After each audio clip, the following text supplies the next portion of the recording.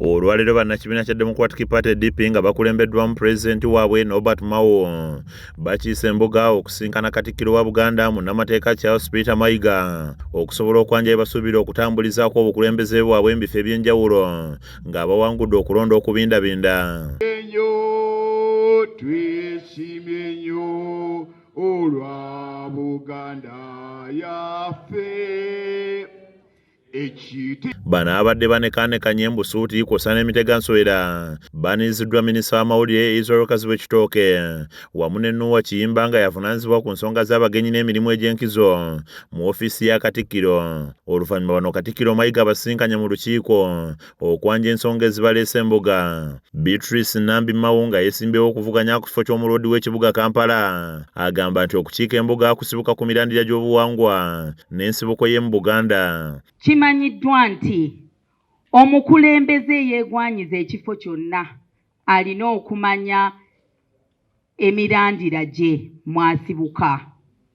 N'olwekyo nze ndi mwana nzaalwa ya Buganda mu kibuga Kampala mwe nkulidde era we najja Nankumbi. Ono ategeezza nga bazze okuweereza bannakibuga bonna awatali kwawulayawula bibiina enzikiriza ekikula kw'ossa n'ebirala era nga wakusosowaza nnyo ebiruma bannakibuga. Uganda erina okukomyawo obukulembeze obutaliimu nkaayana, obutaliimu nguzi, okusika emiguwa n'okusalawo nga abantu bwe batayagala obutaweereza ddoboozi ly'abantu.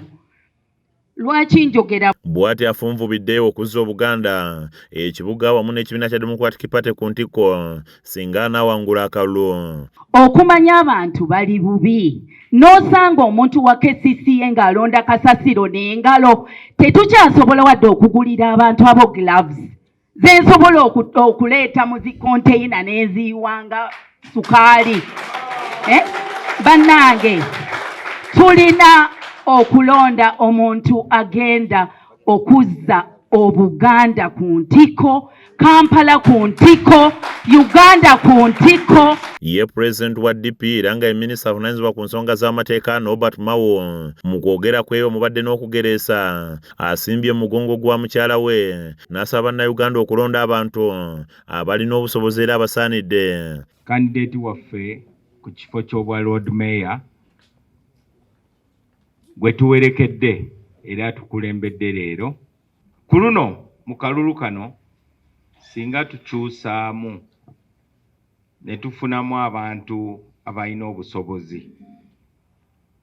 Kuba mu kalulu kano akayise aka 2021 2021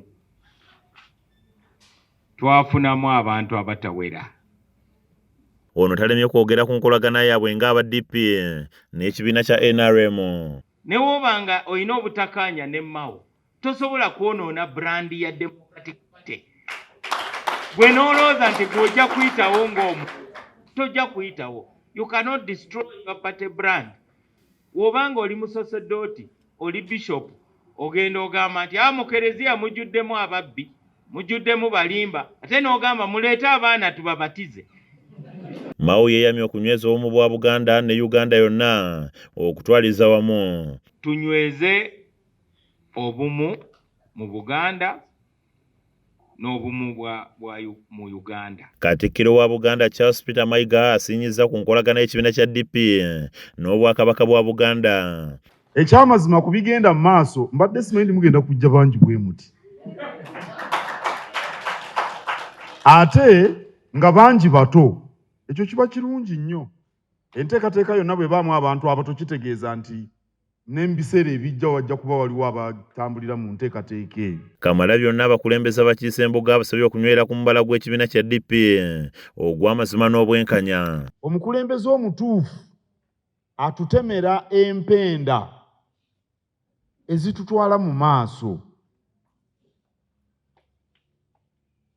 Kya butonde bwaffe okwagala ebirungi. Buli muntu ayagala birungi. Naye ate olw'okuba nti tulina okuba n'obukulembeze obutuufu bwe bututemera empende zituusa ku birungi. Ate omukulembeze omukyamu akonya enkulaakulana y'ensi. Kyemuva ndooza mwampulidde nga nkubiriza abantu bagende balonde. Kirasanku Benadi yakusakidde emboozi eno ku lwa KSTV Agalero.